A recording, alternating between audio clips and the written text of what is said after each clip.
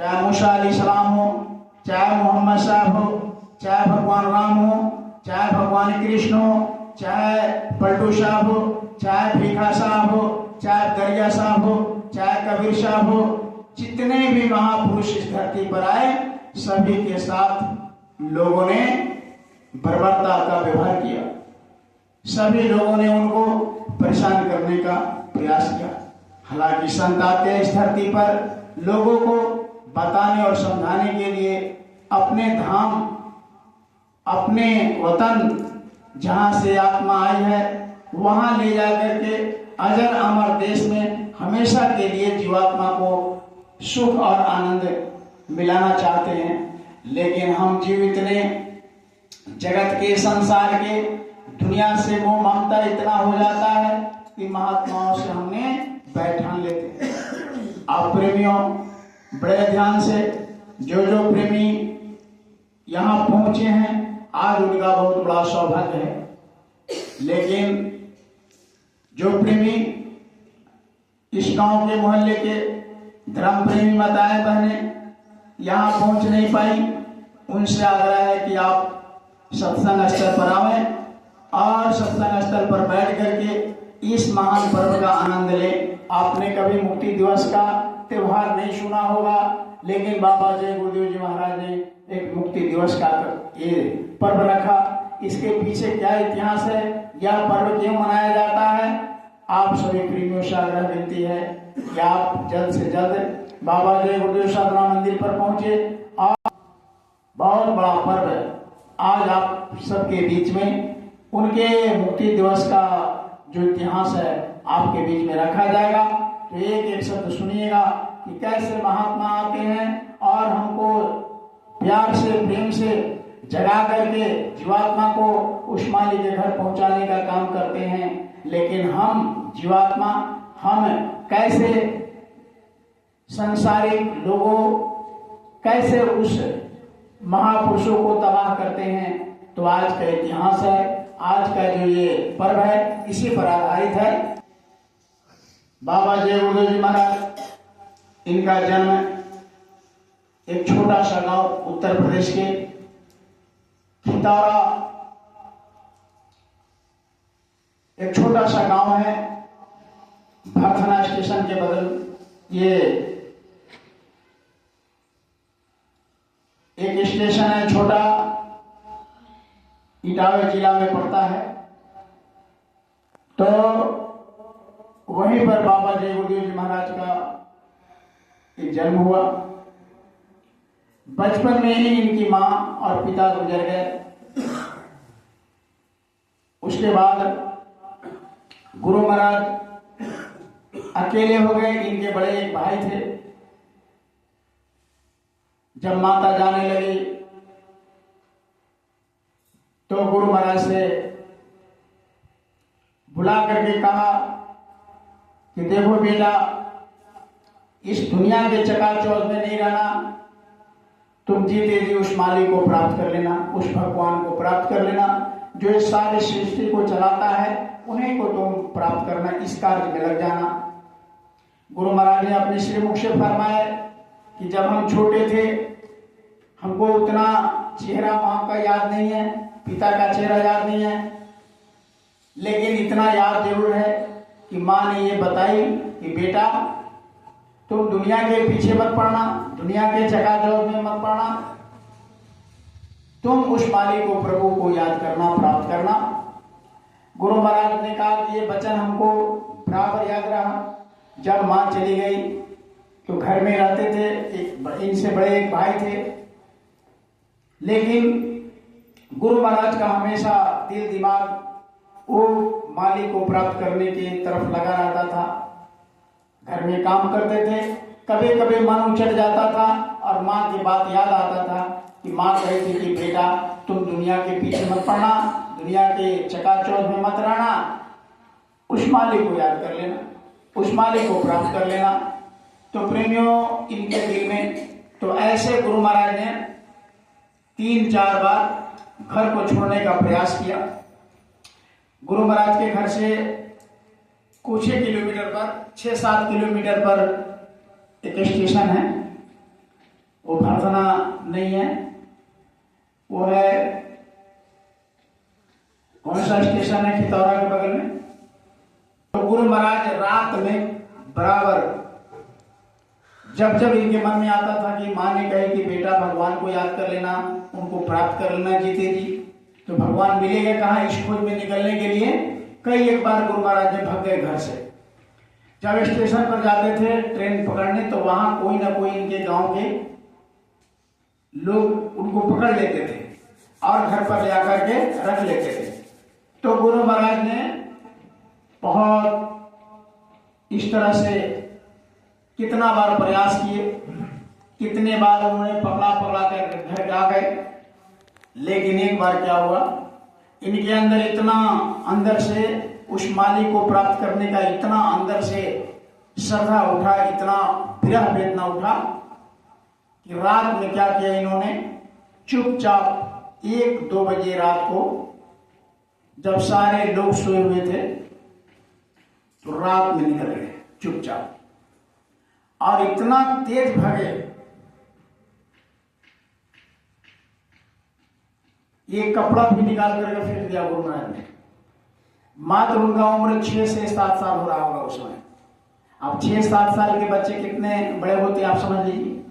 तो 6 से 7 वर्ष इनका हो रहा था। घर को रात में 1 बजे के आसपास इन्होंने छोड़ दिया। दौड़कर भागने के क्रम में गांव में तो देखे थे बहुत खेतों में लोग लहरी लगाते थे।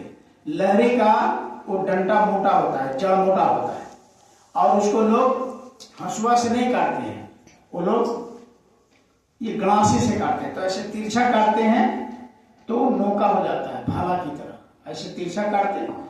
तो गुरु महाराज के घर से और स्टेशन के बीच में जो खेत भागे, रोड से नहीं, खेत भागे कि जल्दी स्टेशन पहुंच जाए और कोई ट्रेन में बैठकर चले जाए, कोई उनको देखे नहीं, कोई पकड़ कर नहीं लाए। तो गुरु महाराज भागते भागते जा रहे थे। अब इनका इतना तेजी से दौड़ना हुआ, खूंटी पर लात पड़ गया और गुरु महाराज के पैर में खूंटी आर पार कर गया। माने ऐसे लगा कि आर पार हो गया। अब खून भी बहने लगे, फिर भी दौड़े दौड़े भागे भागे गए स्टेशन। ट्रेन लगी थी, उसी में बैठ गए। अब ट्रेन खुल गई, चले गए, चलते गए। रास्ते में टीटी आया, वो देखा कि कपड़ा भी नहीं पहना है। ऐसे उनको देखने से वो समझ गया कि बदन में कपड़ा भी नहीं है और पैर घायल है, पैर से खून निकल रहा है।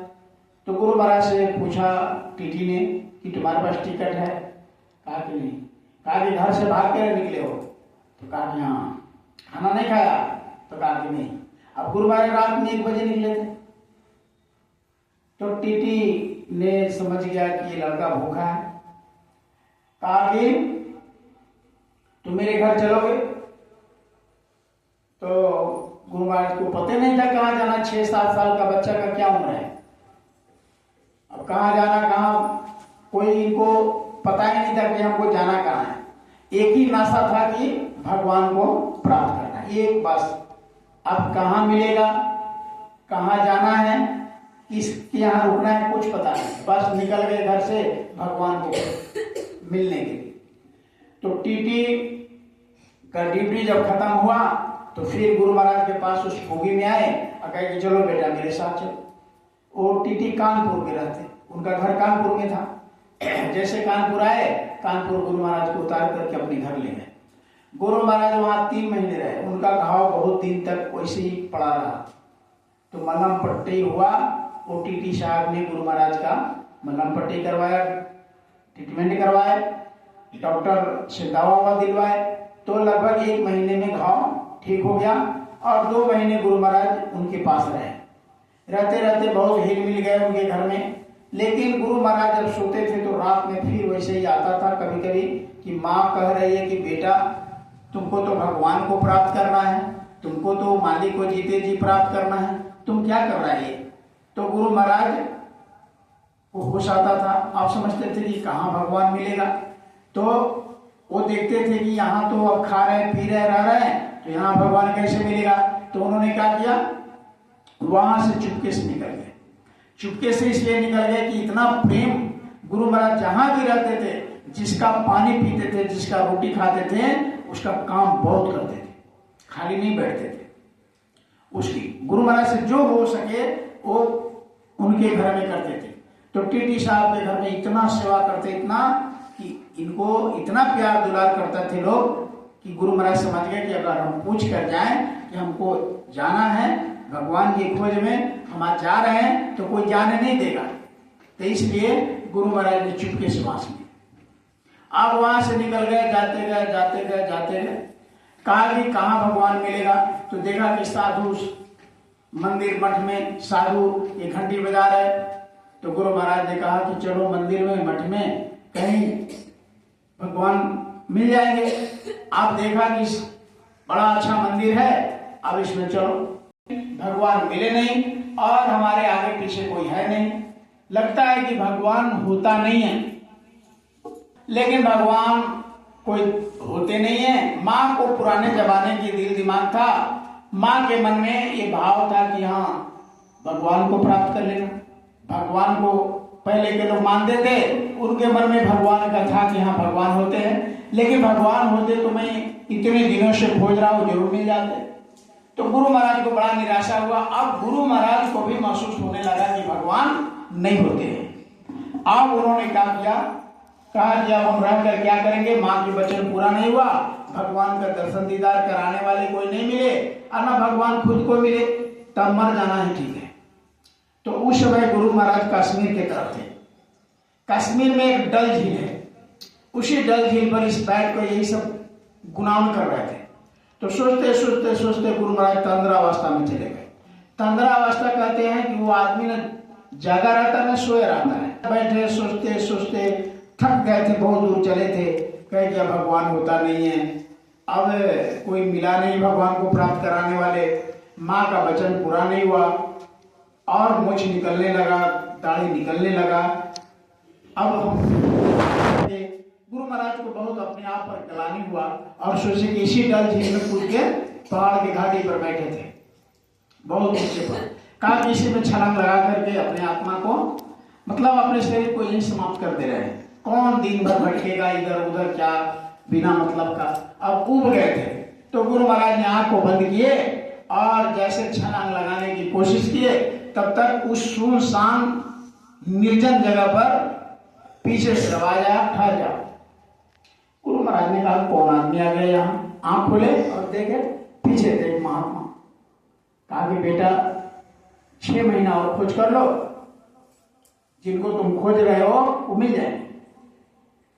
गुरु महाराज को बड़ा आश्चर्य हुआ कि भाई यहाँ सुनसान में कौन आया, और थोड़े देर लोग गायब हो गए। कहा कि कौन आया भाई, कौन बता के चले गए। कह रहे कि 6 महीना और खोज कर लो। अब गुरु महाराज जिस तरह घर से निकले थे, गुरु महाराज ने कहा कि जैसे घर से हम निकले थे कि लगा के जाएंगे और 2 कदम पर भगवान का दर्शन हो जाए, क्योंकि बच्चे छोटी बुद्धि था, छोट, और माँ के वचन पर इतना विश्वास था कि माँ ने कहा कि बेटा तुम भगवान को याद करना, दुनिया के ये सब फेर में मत रहना। तो हमको लगा कि जाएंगे भगवान मिल जाएगा, लेकिन इतना भटकने पर भगवान नहीं मिले। तो वही डूबने के किनारे पर आ गए, और जब डूब रहे थे तो पीछे से आवाज आया। तो हमारे